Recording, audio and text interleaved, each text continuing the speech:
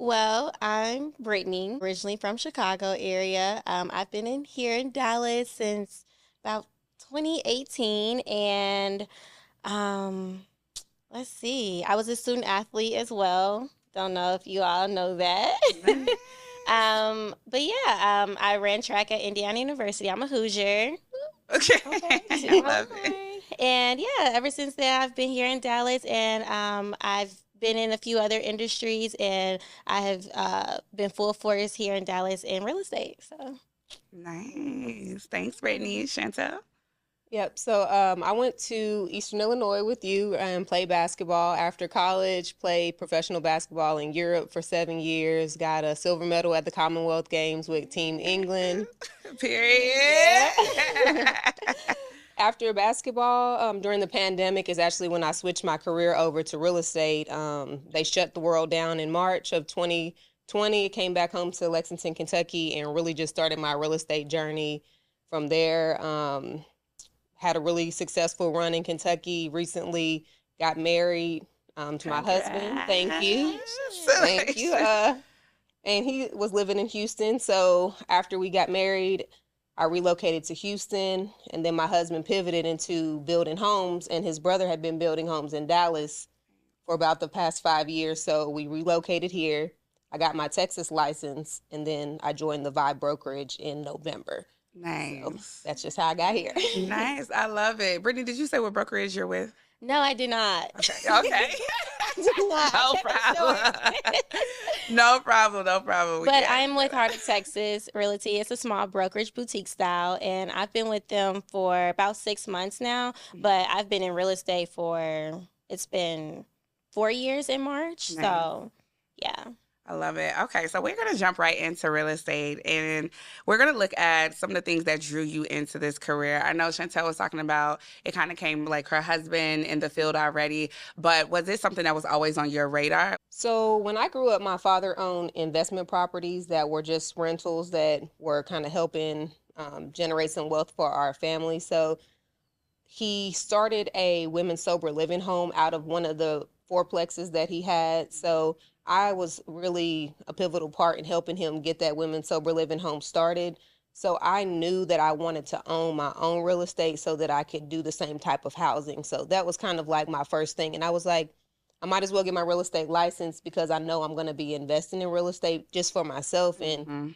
it's just a discount because if you get the commission back on your own sale, then you're saving money. So that was where I originally thought, but I really have blossomed into really enjoying helping other people I love gain that. wealth from buying and selling real estate. Nice. What about you, Brittany? With me, similar a little bit. My dad's also an investor. He had property. We have some property over in Mississippi. So a lot of our family, particularly my dad, he introduced it to me. So after I graduated from college and moved here to Dallas, just a lot of long conversations at the table with my dad. And I was already in insurance at the time. I was doing home and auto. And so he was like, why don't you ever want to connect the two and see how that goes? And just having conversation helping him out with his own business and his own rentals because he has some in Mississippi, like I said, and then also some in Dallas. And so that's pretty much what really got me in. I did a few shadows, helped him out sometimes, and then I was actually in the transaction with my own personal house. Okay. And Homeowners. Okay. and I seen how easy it was, and I'm like, this is easy, this is fun, I can do this. And Mhm. so I did. So, No, I love it. Yeah. One of the things I wanted to go into is just how were the early days in real estate. And I think it's just so important to have people in your lives that are able to kind of guide you through the process. Because you always think about, like, how do people get into this? Like, how do they start actually doing what they're doing? And a lot of times it's the community that you have around you, your parents, being able to see the money that they're making, being able to see, like, the opportunities that they're bringing into your household. So, how were the early days in the industry for you? I'll start with Brittany. the early days in the first beginning. Mm-hmm. So for me, I actually was working in part-time real estate. So I wasn't all the way involved in it because I was still trying to understand. I'm like, okay, everybody thinks when you get your license, you're going to get all these sales and you're going to have all these buyers and sellers that just, waiting for you to get your license. But that's not always the case. Um, Right. and you got to work hard for it. And so for me in the beginning, I was really just kind of focused on that support and making sure that I'm choosing the right brokerage that's going to support me, that's going to train me up. And I mean, I just worked within my sphere of the individuals that I already knew and my dad knew. So he connected me with some of his close friends that were actually ready to sell their home. And my first client was actually some sellers. And it was during COVID, and it was such an easy and smooth process. I love it. Okay. I like this. That's good. I know one of the things like I see on, because I watch a lot of reality selling houses. So I'm a selling Sunset. I'm selling OC. Like I'm watching it. And one of the things that you see a lot of like the women or even the guys that come on there, they have a big net worth. And so I always think to myself, like, if I like were to go into it, like I think that would be good because I do know a lot of people that are looking to buy houses once they start a family. However, it's always like that fear of going into the sales and the marketing and being able to market yourself. Yes. So I think it's very commendable, like that you even are. Because I think you said too, we have met. I think you were one of the people that told me like real estate, you just got to sell a house to one person. You just got to find that one person that's gonna buy a house. Yeah. So I think that's super dope. Chantelle, you want to talk about your early days? The early days for me were really rough because, like I said, it was the beginning of COVID. And at the time, it seemed like people were really limiting who they wanted to come in and out of their house because of, just the fear and unknown of what was going to happen. So I would say once I really got it started to roll, I didn't make my first sale until November. And mind you, I came back in March. So all that time, it was a lot of prayer. It was a lot of educational back stuff. Because it's like you become an agent, you get your license. I got my license in October of 2019, went back overseas to play basketball. But when I came back, I hadn't been practicing. So I had to learn a lot of new things because there's a lot of continued education that you have to do after you get your license. And I was blessed to get a coworker. One of my co-agents listed me on a property so that he was like, I'm just going to help you out, let you go through this co-listing process with me, and gave me like 25% of the commission. Wow. So that was just like the spark to get things to get going. Like he was an older gentleman that had been in real estate for years. He didn't do a whole lot of business, but just to like help me out, really put me on. And then as you mentioned, your dad recommended somebody. My mother had a coworker who was moving, and that was my first listing. Yes, it's the coworkers and your parents, like people in your circle really supporting you and saying, hey, you got to have people like when you're not in the room, they're working for you. So my mother-in-law here in Dallas has a friend who wants to move, and she was like, my daughter-in-law is a realtor. So putting me on, connecting me with her. So that will be my first listing, and I will be helping her buy another house here in Dallas. So it's all about your circle working for you. I love it. So you both are Black women in this industry, especially now with the politics. I don't want to talk politics on this show. However, but the things that are happening now, like in our society, just with the pullback on diversity and inclusion, do you all face a lot of challenges as Black women that are in the real estate game? I haven't felt it as much because the brokerage that I'm at has a Black female lead. There's a lot of strong, about it being all Black, Yeah, I mean, there's other people, like there's a lot of Hispanic people, there's men that are there, but like the majority of the people that are there are Black women that have been in the business for a long time, and they're all selling, they're all successful. So having that mentorship and having to see that they're being successful, for me, I'm not seeing any pullback. Like I said, my husband and my brother-in-law are builders. They're selling houses. So for me, I'm seeing a lot of Black excellence. So it's like the example is there. You can do it no matter what the climate is. That's why I tell people, like, representation is so important. Like, because you are around a group of people that are doing things that are at a level that you want to be at, it literally like, oh, I can do this. Like, that's why you have to continue to put yourself in communities that are even more successful than you are. And still being able to see Black... I said I wasn't going to do politics, but this is one of my arguments about Kamala. But it was like you could, like, hate on like policies and things like that, but to see a Black woman in leadership, especially me as a political science major, that was something that made me feel like, oh, this door is open for me. There is opportunity for me. Brittany, have you faced any challenges in your work? For me personally, I've been in some uncomfortable situations where I was the only one in the room that looked like me. Okay. But Corporate America. you know, yeah, that's been the case. And I've been questioned as well.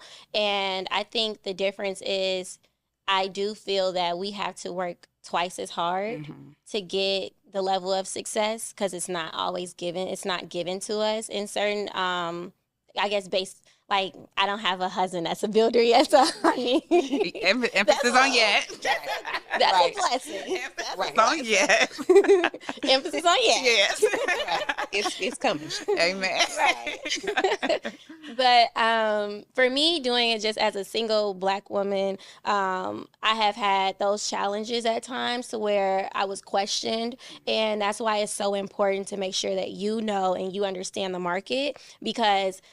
a lot of people are like, how old are you? And I'm like, well, thank you, but don't crack. Right, that's right. You know, but what you will do is respect me. Yeah. And when I start to talk and articulate, you know, what the plan is, how we're going to get the house sold or what areas they're interested in moving into, like they tend to be able to, you know, let the guard down and be able to respect me and look past the color that I am and still have me be their realtor. So, I mean, I see it as a great opportunity for them to learn me. So, now, do you get a lot of Black business, I would say? Because at least I know they always say like other communities, they always like shop with their people. And so for Black people, like that's such like almost like a stigma for us where we don't like working with other Black people. But do you get a lot of like Black businesses? Because I feel like my first house needs to be by a Black woman. Like it just makes sense. I just feel like we relate on things and you know like where I want to go. Because like for the most part, we have the same like goals is to have our family be successful in our careers and say that we made it. Yeah. So do you see a lot of Black businesses coming towards you? For sure. Yeah. Absolutely. I get a lot of Black women also. For sure. Majority of my clients are Black women that are either single for the most part and just ready to be homeowners. They don't want to wait, you know, until they have a family. They like, no, I'm ready to go now. I'm ready to gain some equity. I'm ready to get this, you know, get this show going. I love that. Now, Chantelle, your mom is My mom is white and British, and my dad is from Montgomery, Alabama, and Black. Okay, but do you see a lot of Black businesses coming your way too? So Kentucky is a different market. It's just, I would say the population is like 18% Black. So it's a lot less. And when you think of Kentucky, I feel like have a lot of Black business there. Okay. I feel like I think of Kentucky as like the South and I think of Black people. I don't think of like, but you know, like it's the South. If you all ever went to Lexington, Kentucky. But I've been to the Kentucky Derby. Okay, that's and it was not any Black. Louisville's more diverse than Lexington. So I'm about an hour and 15 from Louisville, Kentucky, which is probably our most diverse city that we have in Kentucky. But surprisingly, like I did some lead generation from Zillow, so I got a lot of different people. You don't know who you're gonna get. It's just people are calling. They want to see a house. So it could be anywhere. And so that would be Asian, Black, white, Hispanic. And once you work with somebody, you do a good job. And a lot of these cultures, they will refer you to their friends and family. So once that happens, if they then down the road become repeat customers, if they want to sell and then buy another property, they'll use you again. So I would say my pool got very diverse at that point in time. And I got a lot of Nigerian. That's because your husband is No, this was before I met him. This was in Lexington, Kentucky. This is before I ever met him. It's a lot of Nigerians in Kentucky? It's not a lot, but if you work with somebody and you do a good job, they recommend you to all their friends and family. It just works that way. Okay. So one of the questions I want to know is, how do you guys deal with competition? So I keep talking about my real estate shows, but I do watch them faithfully, and I feel like it's some like truth to, especially the competition, because you are in a very competitive industry. Yeah. So does it come across a lot where you're at like a opening and you see like you're competing and it's like a little hostile, or is it like everybody's like trying to kind of root for each other? Like, how do you all kind of manage that in your work? I mean, I have really never experienced where I felt like, oh, that's my competition You because come, both of y'all athletes too, so I was y'all just come thinking, I from don't see like that competition. competitive. Like, yeah. It's not so much. I mean, you sometimes okay for if you think about competition in that way, like in some brokerages, like you see the numbers each month, like who's doing what and how, where's the leaderboard, who's got something on the in the pipeline coming up as a closing. Mm-hmm. But I mean, I never feel like, oh, well, I need to be ahead of that person. It's just like for me, I set goals at the beginning of the year for what I want to sell, how much commission do I want to make, and I'm really just competing against myself. If that person's doing better than me, then I'm looking like maybe I need to go talk to them and see what are they Take doing. advice. It's very collaborative. Like you can ask somebody, especially at your brokerage firm, like, well, that's how it should be. That's how I feel now. You can go and ask them, hey, what are you doing? What strategies are you using to get clients? And they're open to share that information. So, and the same with me. Like I've been a realtor for 5 years, and if a newer agent came to me and asked me questions, like I'm an open book. I'm going to share it. I don't look at it as like, oh, if I teach them something, then they're going to start. They're gonna take my client. No, it's so many people in the world. Good. It's so many people want to buy and sell houses, Yeah. and it's enough for everybody to eat. just piggyback off, I agree completely. The same mindset around that is I necessarily don't see competition personally. If I see that someone's doing better than me, I do a lot of self-reflecting within Love it. myself. Or if I'm seeing like, man, okay, this person got to sell, like, I'm congratulating them, of course, but at the same time, I'm seeing what I can do better, what type of education classes that I can attend, Right. who's open to collaborating with me, since I have a small boutique brokerage and we don't have a actual place where we can meet to go to, like we don't have an office. Okay. So it's just it's just a quick text message like, hey, you got time to chat real quick? And it's just like, hey, what's the conversations like, or how are you having these conversations with these homeowners, and how are you getting these listings? And I mean, they can ask me things. I'm an open book as well. I don't have anything to hide. It's enough money out here for everybody. And I like working with individuals that think the same way. I even partner up with other realtors from different brokerages because it's not the matter of just having everything in-house, but if I know that you may be a better realtor for this client that's giving me a hard time, I'm going to connect you to, because it's enough money out here for everybody, and I will hope that the favor returns. So that's kind of like how I do my business. I don't see it as a broker to broker or realtor to realtor. It's all off of you being a genuine person, honestly. I love that. So you guys have kind of touched on some of like the strategies that you use in terms of how you're selling houses, how you're playing in the industry. What is probably one of the best advice that you've received in being a realtor? I would say my broker, whether I was with in Kentucky or I'm still with in Kentucky, he was like, you got to connect with your sphere of influence. So as we were all talking about, like that's your biggest pool. That's the people that you go to church with, you go, spin class. If you're going to the gym, your colleagues from work, anybody that your family members know, like you have to stay connected. And the way you do that is by just like picking up the phone, shooting a text message. And it's not a conversation. You don't call people and say, hey, do you know anybody looking to buy or sell a house? It's, hey, how you doing? How's your kids doing? Like, what's been going on with you? And then at the end of that conversation, you can let them know like, hey, I'm here. If you need anything for real estate, just, give me a call. And just letting people know that you're there and keeping top of mind so that they, think, oh, well, Chantelle's a realtor. Let me connect my cousin who's moving here or something like that. So I think that is the biggest thing to get new clients and repeat customers. Yeah. Brittany?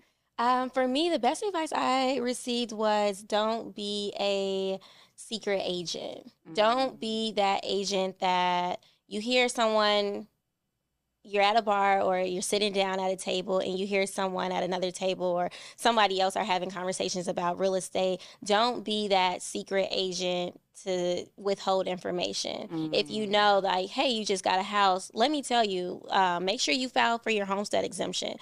Don't be that person that's that, what they call it, like a doorkeeper or yeah, you don't want to share information, or gatekeeper, because you're not Yep. trying to share information because they weren't your client. Like, no, like tell them, express to them, because you never know. And that's actually how I even got a client one time. She already had a realtor. I wasn't trying to steal. Yeah. But I was just giving her information that I knew and resources that I had available. And I'm like, hey, you may want to, contact this company. They're actually giving money towards closing costs, things like that. And something happened with the deal. She had to wait a few months. Then she came back and was like, I would actually want you to be my realtor. I was like, what? Yeah, information is important. And I was just being me. Like, I'm like, no, I don't want to. Like, she's like, no, I want you. And it kind of speaks to your good intentions too, like your good energy that you're putting out there. Yeah. And like, I feel like that just is reciprocated right back to you. Yeah. Just paying it forward. All right. So, Brittany, what do you like to do outside of real estate? What are your hobbies? What are you doing in Dallas these days? Well, I slowed down, girl. Slow down from doing what? Being outside. Oh my gosh. Yeah, I used to be outside. We young and single. Yeah. Look. Great. Oh my goodness. But I recently slowed down and just growing closer with God and being more intentional. What church you go to? Right now, I've been attending Shoreline. Okay, you like it? I do. Good. I like it a lot. Okay. So, just their message overall, like they do a lot of missionary work too, and I'm so for that. But I think let me know when you're doing community service, because I've been trying to get into that this year. Like, I feel like we did so much, like, in college, or even when I was working in education, like, we were forced to, like, it was basically forced. But, like, we were taking the students to different community events. And I feel like now, like, even when we had talked, you were talking about, like, a gala that you were attending, like, a charity, like, galas, things like that. Like, I really want to get more into that. Like, I feel like just, like, giving back, like, something that I want to add into, like, my lifestyle. Yeah, so that's good. Yeah. Have you done any community service yet with your church? Are you looking Not yet. to do anything? Any community service that I have done, it's just kind of been on my own. I just been Googling and researching, like during Thanksgiving, feeding the homeless, and like it's like turkey drives and things like that. Good though, yeah. So, but yeah, that's definitely a goal. I know with the church now, they do a lot of missionary work outside the country. So they do have plans on going to Kenya and doing things like that. And I've never experienced that before. That's definitely something that I would love to experience, to be able to pour into other, babies and families in another country and tell them about God. So I love that. But what was your question? That's what you're doing right now. You're into guiding and you're going to church. So that's like what you're doing outside of real estate, which is like powerful. Like, I think I'm very into God right now, and so like making sure that everything that I do is like a part, like he's a part of it, even like my work, like making sure like God is a part of like what I'm doing, and just appreciating and have gratitude for the blessings that and the opportunities that I'm having right now. Sounds good. Ain't nothing wrong with that. You ain't gotta say you outside. Intentional. Yes, I've just been like, this whole year, my word for this year is being intentional, because we can just do things and we just doing stuff. Just doing, what am I doing? What's the intent behind this? I love it. Yeah. Y'all so motivated. Okay. Chantelle?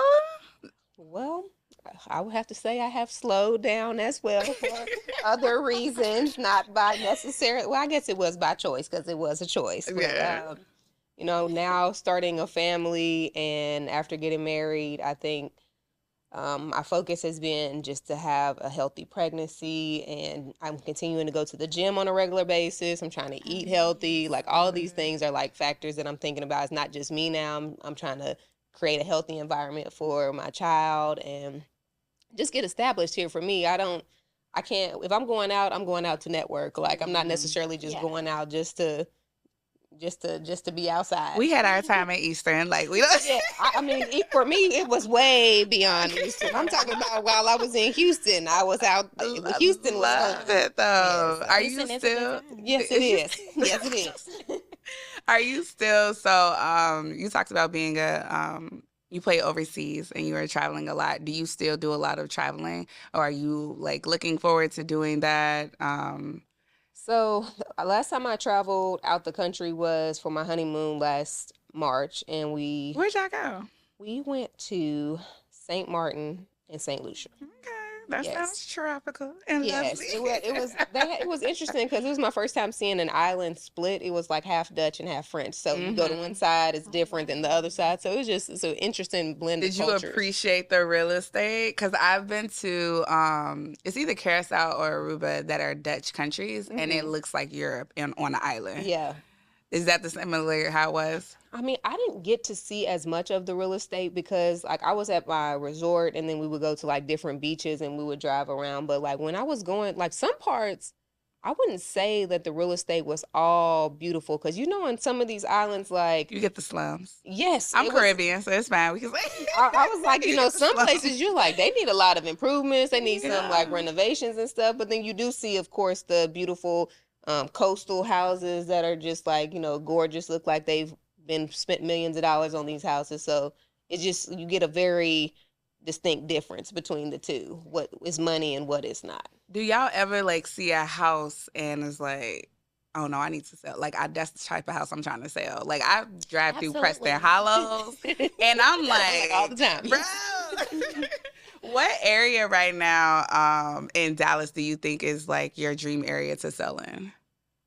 I just had an open house in Mansfield. Mansfield got some big Mansfield was just like, I was like, oh, this is a really nice neighborhood. I was like, it's going to continue to grow. They got development going on over here. And, you know, for me, I was like, this is a really good area that to get into because I know a lot. The school system, it had 2 tens, like the high school and the middle school was 10s on the, and that's like when people want to get into a good neighborhood, it's all about the school system for people who are like who got kids. Family, so I was yeah. like, oh, this is a good thing. Yeah. Brittany? I agree. Mansfield is amazing. My sister lives over in Mansfield, so Yeah. I'm very aware of Mansfield. I love it. See, my sister trying to move to Mansfield, and I told her don't move to Mansfield because I didn't want her to move so far. I'm like, baby, it's Mansfield is so far. far. Yeah, it is a little drive away from the city. Yes. But for me personally, I would say Heath. I love Heath. Where It's is literally Heath? in my backyard. Heath, Texas. So that's on the side with Rockwall. So you're like right off the lake of Lake Ray Herbert. Mm-hmm. And they have some beautiful homes in the community next to mine. They have like a golf course. It's called well, I guess I don't know if I should say it or not, but it's a golf course, a part of the community, and it's like off of the lake too. So I'm so for water. I think being from Chicago, I love being near water. I can take a walk Miami. there. Shout out to Miami. Chicago, Miami. Miami. We love it. Yes. And it's just a good peace of mind, and the homes are so beautiful. And the school district with Rockwall ISD, I don't know if you guys are familiar with Rockwall ISD too, it's really good as well. They're one of the top up there with Mansfield, and you get a lot of house. You get a lot of house. I love I it. keep it on my radar. Look, okay, because I sure was about to ask. They got some lake houses. Oh, some lake out right off the water. Yeah, see. Because I'm kind of still new to like knowing all the areas, but I know they mentioned that particular neighborhood was like you got to have like over $1 million to get into the neighborhood. Period. Are you Like talking about Lake Highlands?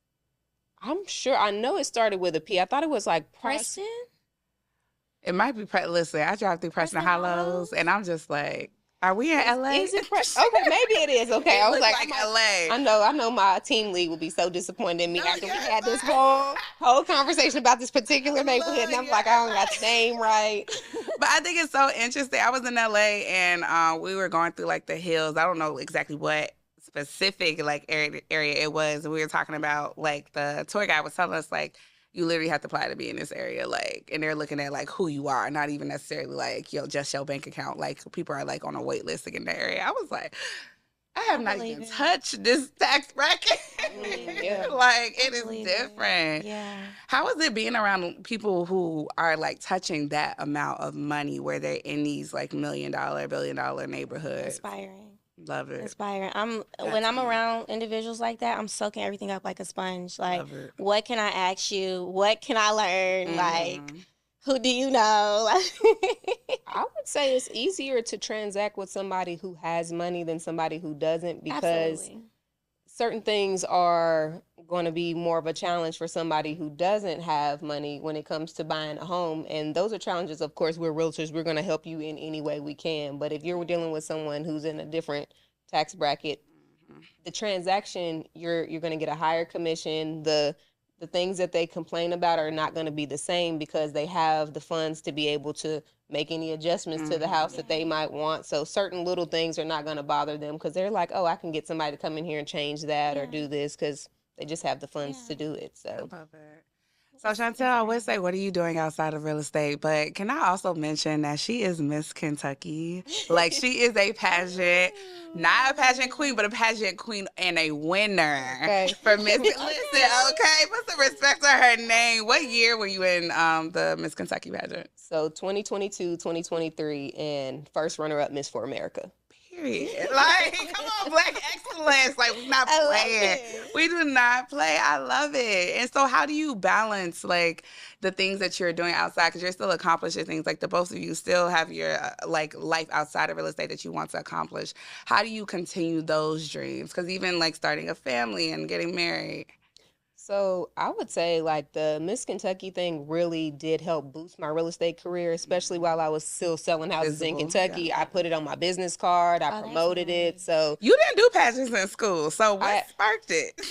You know what? When you say that God, like one thing when I was in 2020, when I was asking to get closer to God, I wanted to hear God's voice. Like, I know when people say speak directly to me, I'm a very simple person. I do not like the complicated. I like it plain. Make it simple, Lord. Like, make it plain.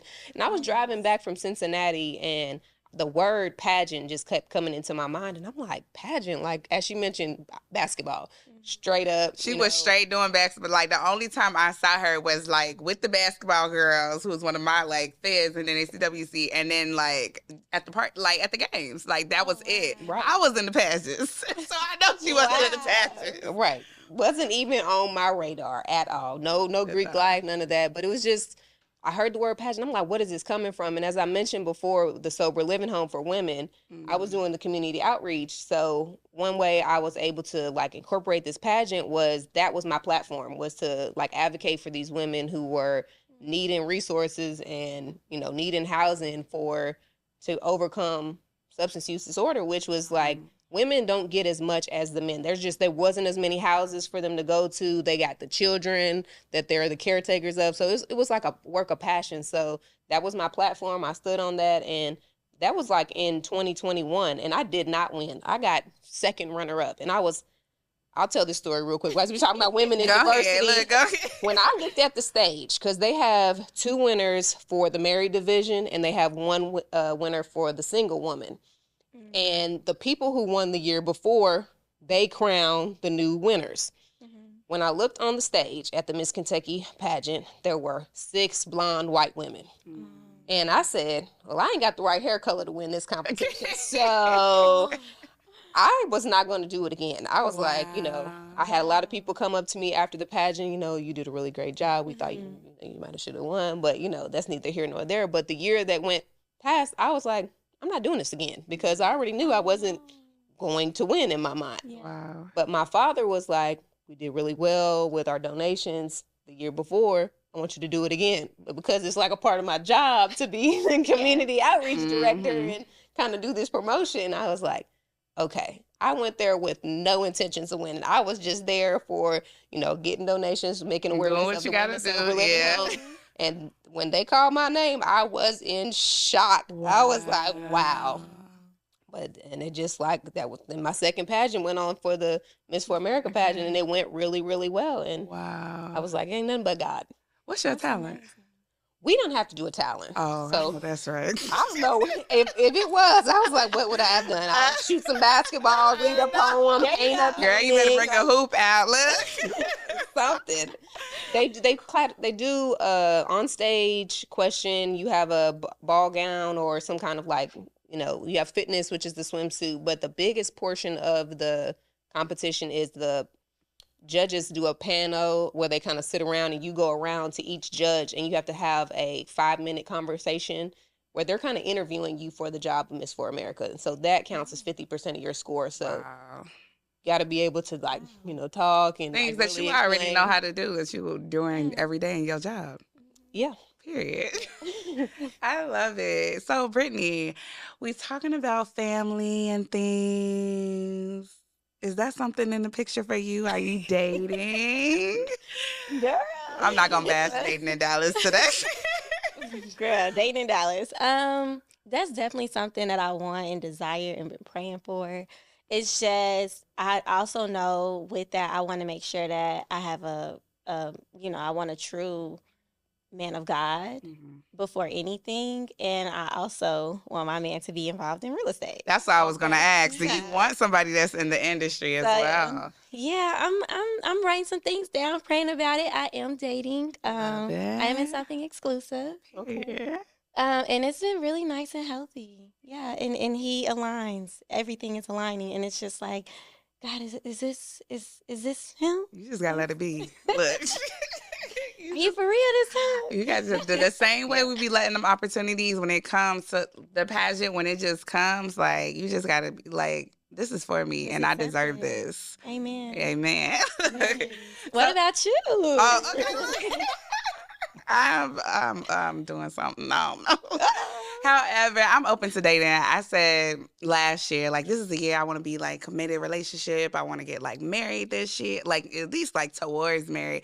However, I feel like even like starting the podcast, like I'm busy, like I'm booked and busy. Like I have like my two like jobs in my career. Like I'm working, and I even one of my goals this year was to lose weight. Like so, I also packed my schedule after work with doing things that are making me active. So I do ballet on Mondays. I have I my seen that. I like saw that. I was like, nice. I was like, okay. I have my gym classes on Tuesdays and Thursdays. Wednesdays, I'll either like take a break or I try to do weight training. But I'm constant, or even like this morning, I just went and walked from like where I live and by Uptown and walked all the way to Victory Park. So I'm just trying to stay active. And I like literally tried to date somebody like a week or two ago. And I was like, if you not like, I don't know if I had the time. Cause then I was trying to make excuses. But I don't know if this is my year, but I'm just whatever God got for me is for me. And I'm gonna just leave it at that. Yeah, You you know won't my see it heart. coming. You won't You see do, it you coming. won't Yeah. see it coming, and I'm At just all. excited for my life. Like I'm very optimistic about where I'm going to be. Even like with the podcast, it's just like where is it going? I'm like I don't know, but I feel like the sky's the limit when it comes to the things that I want in Absolutely. life. And so I feel like my husband, whoever that may be, is like it's the same. Like he's going to be like more than what I could have imagined, and I just feel like everything in my life is like that. So Yeah. that's what I'm praying for. But I like what you said about doing things that are for you and building you up, because one piece of advice I gave my sister who is like in the same situation, she's like, okay, I want to start dating seriously. I was like, do the things that you like to do naturally, and then you'll meet the person Yeah. who's compatible with your Yeah. lifestyle already, because she's into fitness too. And I think going to the gym and going to boot camps and classes that will bring people in her life and in your life that Mhm. are interested in the same things you're interested in. So it just makes it Exactly. easier once you do meet that person, Exactly. because you don't want to meet somebody who's not active and that's what you're trying to do now. Then Mhm. it don't go. Cause I be going to like the theater and the opera and the ballet, and my friends are like, "You ain't gonna be no man there." I'm like, I want somebody who likes doing that stuff. Like, I don't want nobody who wants to go to the library every day. Like, I don't like to go to the library. Like, Right.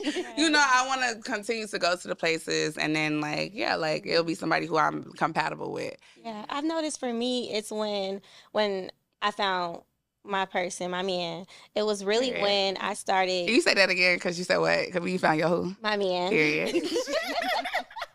It was really when like I was just so wrapped. I was really into myself, and I was really just into God too, and just being. I joined a Bible study group with some ladies, and just being around other women that also have common like minded things, and I started moving intentionally, and this came out of nowhere. Like oh, Period. okay.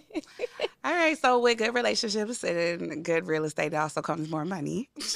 You got that two people person household, but you all are, I mean, real estate, like you're selling houses, and both of you doing very successful. How are you able to manage your finances? I think that what's commendable is both of you come from a household who were already in real estate, and so you were able to see some of those financial strategies in managing your money. Is what like my thinking would be. But what are some other ways that you all have been able to just tackle in money management and financial literacy? Hmm. Hmm. Girl, that's a great question. If you like to spend, I like to spend. So listen, we here on that. That's a great question. But I know that what I'm working towards is being more disciplined. And so like what I did this year was I got an LLC, and I'm like, I need to separate the two, and I need to learn more about these taxes. How can I Listen, because the tax write-offs is a thing. Yes, I need to learn that and be a master of that. So like partnering up with like CPAs that specialize in real estate and that knows the tax cuts that you can get as a realtor, you can write your whole life off. And I didn't even know these things. Like it's so powerful. I absolutely do it. I absolutely do it. I'm gonna give you one recommendation because I did the same thing. I did an LLC from the beginning because that's what my broker told me that he did. So any commission check was going into my business name instead of my personal name. But when I did the LLC and they did my taxes, the self-employment tax is very, very high. So then my CPA wound up switching me into an S corp. So, but that, I mean, it just depends on the bracket and how much money you have coming in, and it made a big difference. You can pay yourself exactly from the LLC. Yeah. So I'm like, it definitely switched up the thing for me when I did that. So I think, yeah, what you mentioned, having a CPA, if it wasn't for my CPA saying, hey, you spending all this money on self-employment tax, but if you go into this different type of business structure, which is the S corp, then you're going to save yourself $10,000 or more. And I'm like, that's a big chunk of change that you're going to save from just paying the taxes to the government. I was like, I'm trying to do my taxes like Donald Trump. Just like Donald. Look. If Donald pays $700, no shade. I'm just like, well, if that's what he doing, I'm like, I got to figure something out too. Thank you. Yes. Absolutely. All right, so we're going to start wrapping it up, but what I want to hear from the both of you is, what does your next 5 years look like, either professionally or personally? What can we expect from you? What are your goals? So one thing I'm trying to get done immediately this year is fill out my veterans housing. So I just got a house in Lexington in December and started now. The community has really came together. I put it out there that what I was doing to get this veterans housing, and they've like donated furniture and like washer and dryer. So now the next step is just getting it filled out. Wow. And then once that's like established, I want to replicate it. I want to try to buy a property, like one property for myself as an investment property, and do some kind of housing like veterans housing, or if it's some kind of helpful housing. I want to do each year. So with my husband building, I want to kind of follow in his footsteps and shadow, because I don't see a lot of Black female builders. So I'm just like, okay. It's definitely the goal. Yeah, if I can get to the point where if y'all have a class, let me know. I'm gonna come. Yeah, maybe that's how I'm gonna get my way into the real estate door. But I love that though. Yeah, that's my main goals, I think, and have maybe 1 or 2 more children. Okay, Brady Bunch. I'm 34 and I'll be 35 by the time this baby is born. So for me, trying to get him out the way. Yep, it's back to back. It's gonna be me too. It's gonna be a good ride. So what about you, Brittany? I'm pretty much the same. That's actually one of my goals personally. I am working on transforming my own personal home into more of a living home that's going to be geared towards our seniors. So we may need to connect. Yes. This is what it's all about. I love it. I'm here for it. So, but yeah, that's definitely major, because I want to tap into also like the youth as well, and get into some group homes and seeing like how I can be a resource to giving back, because it's all about, for me personally, within my next 5 years, which has always been about that, is just being a part of something that's bigger than myself. So I've been on teams my whole life, similar as well. So it's all, you feel so much of like you're fulfilling a purpose. So that's definitely something of a goal for me. I definitely, in God's will, want to stay in God's will though, and God bring my man and my husband, and we have some kids. Yeah, we're going to have some little play dates the next time we do services. Yes, and tapping into some real estate and getting in and on that, the person that I am seeing now, like he is also into building and more on the commercial than anything, but like I would like to do some partnership with doing some things on the residential side too. So I love that. Let's do Yeah. it. Yeah, let's do it. Right. So I want to thank the both of you, Brittany and Chantelle, for coming on Savage Season. I'm Ayana Faye, and this is Savage Season, the podcast. It's a wrap.